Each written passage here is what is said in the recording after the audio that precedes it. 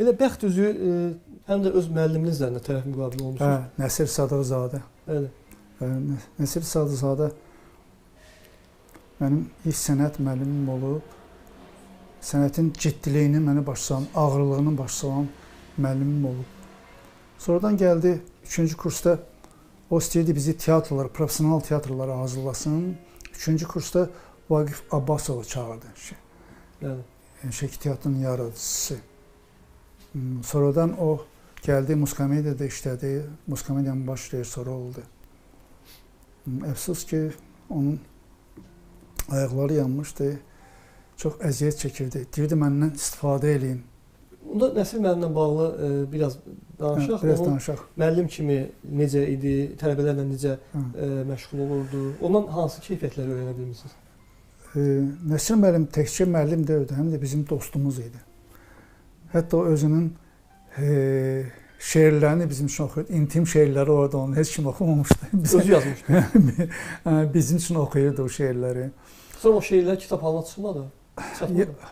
Yox, mən bilən, yox. Hətta onun, mən bilən, heç irsi əməlli başda öyrənilmədi.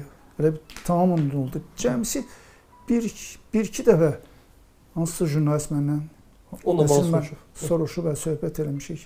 Başqa heç nə. Halbuki böyük müəllim idi o. Böyük ustad idi.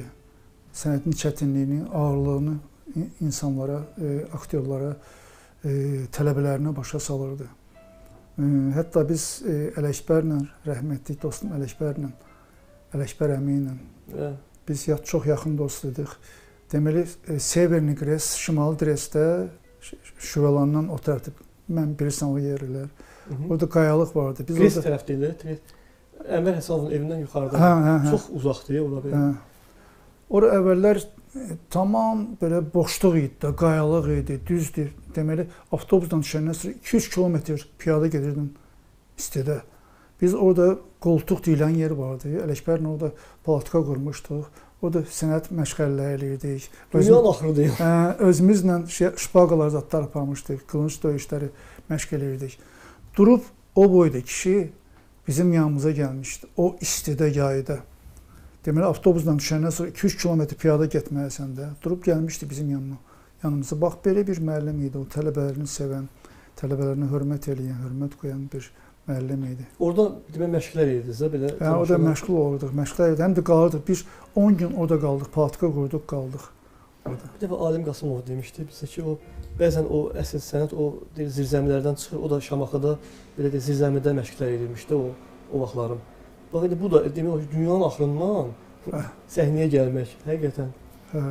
Aşağı mən ilk sənət müəlliminiz... Lap ilk sənət müəllimim demək, dərnəkdə olanda, Mərdəkanda dərnəkdə olanda, mənim ilk sənət müəllimim Rəhman Əlizadə olub. Rəhman Əlizadə dramaturq, Kukla Teatrının baş rejissoru olub.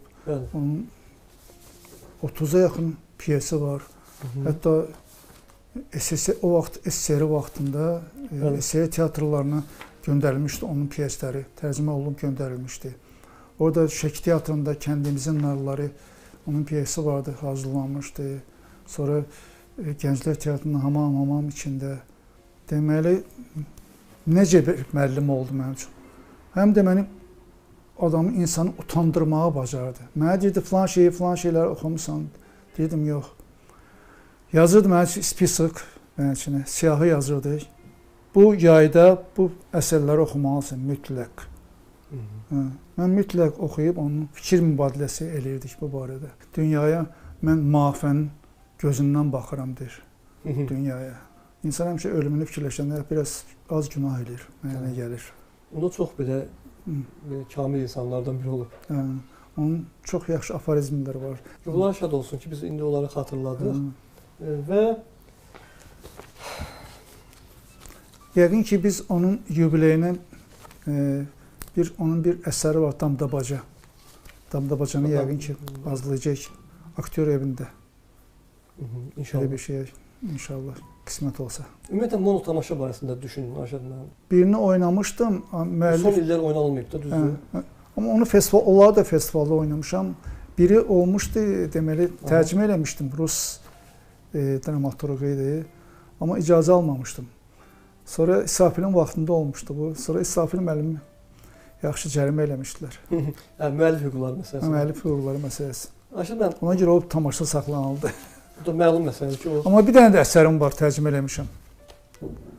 Adı Qocadır. İndi görək, qismət olsa onu hazırlayacağam. İnşallah. İnşallah reallaşdırarsınız. Və elə bəxt üzüyündən də biraz çıxmayaq və bu bəxt üzüyündən Nəsir Sadıqzadə ilə də bir yerdə tərəf müqabilə olmuş.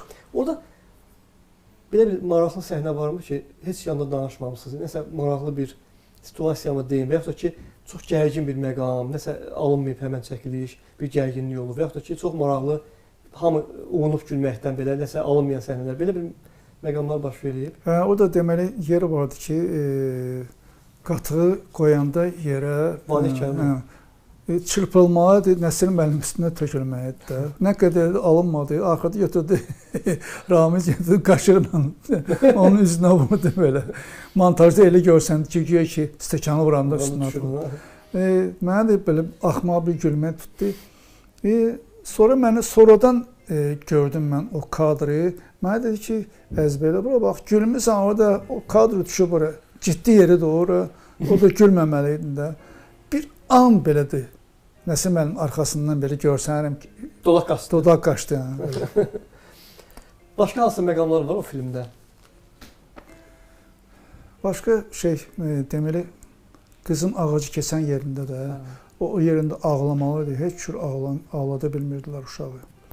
Nə qədər məcbur edilər, heç şey mümkün olmadı. Uşaq o qədər dolub, sən demə, o qədər içi dolub ki, sonra kadr çəkiləndən sonra, çıxandan sonra uşaq başladı hönkürtüylə ağlamağa da.